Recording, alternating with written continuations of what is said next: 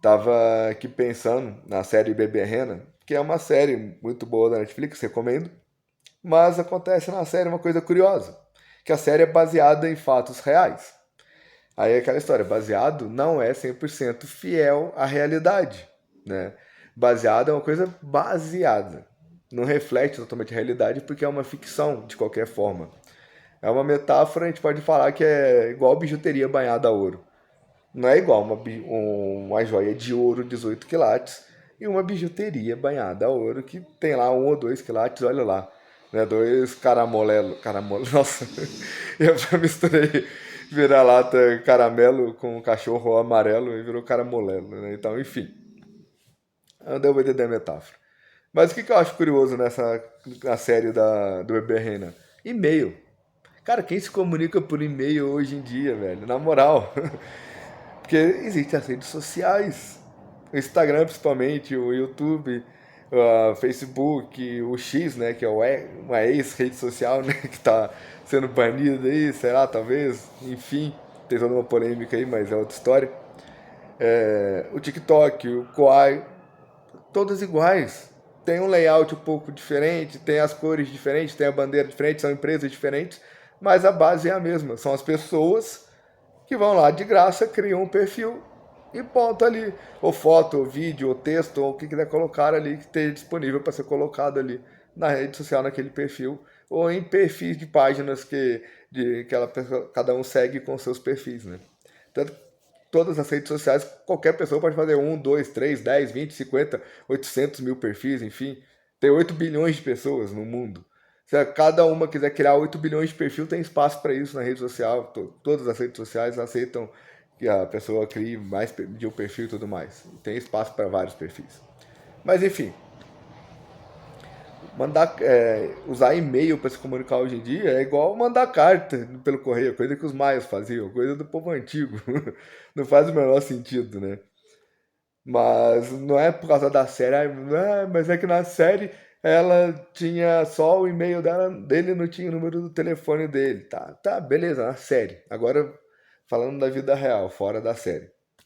É uma coisa muito curiosa se a gente parar para analisar os meios de comunicação. Porque antigamente, quem tinha o número do seu telefone? As pessoas guardavam o número do telefone na cabeça, na memória. Eu sei o número do telefone da minha casa, eu sei o telefone da casa dos meus pais, sei o telefone da casa dos meus primos, dos meus tios, sei o telefone da casa dos meus amigos de escola, dos amigos de faculdade, de amigos de trabalho, de pessoas que eu conheci na vida porque mora perto, que é vizinho e tal, sei, que vai na mesma academia, que vai jogar futebol no fim de semana. Tem o telefone dessa galera, tem o telefone da mulher que eu estou interessado, tem tudo guardado na cabeça, ou namorada, né? Tem tudo guardado na cabeça o número dessas pessoas. Antigamente as pessoas eram assim, tinham o número de telefone na cabeça, guardado. E você ligava para alguém, para quê? Para conversar com aquela pessoa. Seja uma conversa rápida, só para marcar alguma coisa. Ah, vamos encontrar daqui a meia hora fazer tal coisa. Vamos encontrar amanhã fazer tal coisa. Enfim, uma coisa rápida. Ou seja, para ficar horas conversando com a pessoa pelo telefone, porque a pessoa mora longe e tudo mais. Ou você está em possibilidade de ir, enfim. As pessoas ligavam e conversavam com as pessoas. E as pessoas atendiam o telefone porque elas queriam conversar com aquela pessoa que estava ligando. Porque elas também ligavam para aquela pessoa que está ligando para elas naquele momento. Então as pessoas conversavam, combinavam e faziam as coisas e pronto, final. Era simples. Hoje em dia, quem guarda o número de alguém na cabeça? Se não tiver guardado no celular, se não tiver guardado ali em algum lugar, quem tem de memória o número do telefone da casa dos pais, da casa dos amigos, do trabalho, etc e tal. Mas enfim, hoje em dia, inclusive, você ligar para alguém é uma questão, coisa que é uma polêmica. E a gente para e pensa, de onde surgiu essa polêmica? Né? Porque existe as polêmicas que falam que o meio de comunicação hoje em dia é WhatsApp, mensagem por texto e figurinha, e olha lá. Se for mandar áudio, olha lá que é de 1 minuto. Agora, se ligar para alguém, aí já tem toda uma polêmica se é certo, se é errado, se pode, se não pode, se é vazão de privacidade, se não é, etc e tal. E aí a questão, o que mudou? Só porque inventou uma nova tecnologia, ou foi a própria cabeça das pessoas que mudou naturalmente a cabeça das pessoas, mas mudou de forma coletiva, né? Todos naturalmente foram mudando? Ou será que foi uma coisa que foi imposta? Uma coisa que foi de alguma forma manipulada na mente da maioria das pessoas para ter essa mudança coletiva de ter toda essa polêmica hoje em dia que não existia naquela época, que era só o telefone. Você ligava para a pessoa e pronto. Ligava para conversar, seja conversa curta ou rápida ou longa, né? Você ligava para a pessoa e pronto. Agora, hoje em dia, quem tem o número do seu telefone? Né? Você tem o número de quais números de telefone você tem, que é o seu WhatsApp, no caso. Só mudou o nome, era número de telefone, agora é WhatsApp. Sendo que o WhatsApp é, de fato, o número do telefone, mas tem outro nome agora. Aí, só porque tem o nome de WhatsApp, de aplicativo e não mais o número de telefone, agora você. Quem tem o seu número do seu telefone, no seu contato? E de contato de quem você tem? De quem é importante para você?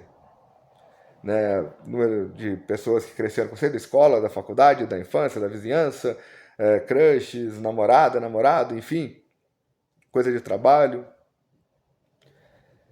E já parou para pensar nisso? Se é uma coisa que é imposta por um grupo que quer dominar as pessoas, dividir para conquistar, enfim, que aí criou-se toda essa polêmica de é um absurdo você ligar do nada para a pessoa sem mandar uma mensagem antes, ou a facilidade de você ter o número de WhatsApp de alguém ter o seu WhatsApp, né, que era uma coisa que era, digamos, entre aspas, mais privada antigamente, e 20, 30 anos atrás. E o curioso de que 20, 30 anos atrás, o sonho que as pessoas imaginavam que seria o futuro e que todo mundo queria ter é o telefone poder se comunicar com a pessoa, fazer uma videochamada, comunicar por áudio, comunicar por vídeo com a pessoa.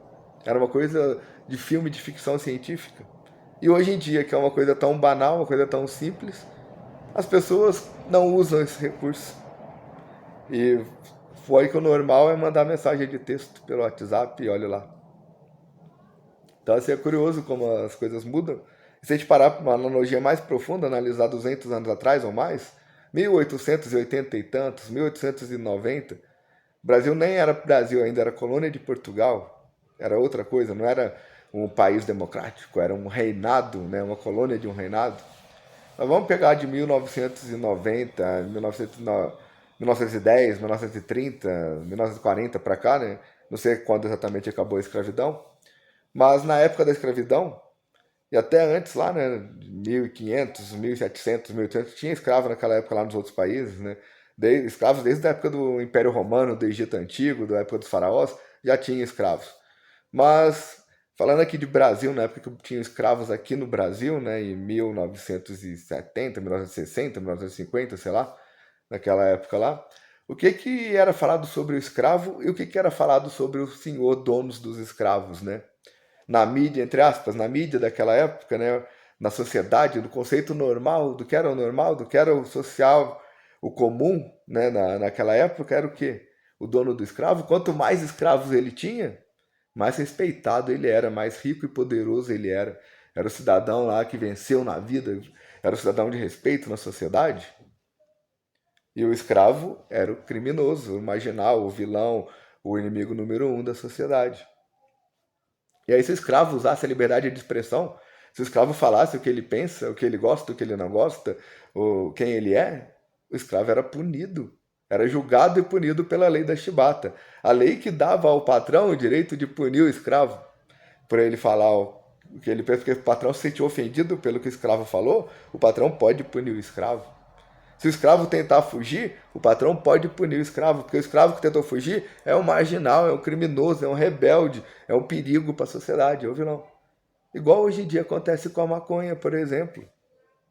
É um conceito social que é imposto na cabeça das pessoas e as pessoas não sabem nem a diferença da maconha para a maconha medicinal, da maconha recreativa, e elas acham que tem diferença entre uma coisa e outra só porque a sociedade impõe isso, porque na cabeça de quem está do lado da mídia de hoje em dia, né, o dono do escravo de hoje em dia, é a maconha medicinal, então ela é boa, ela cura várias doenças, ela tem o rótulo bonitinho da farmácia do dono, o ela é do dono do escravo.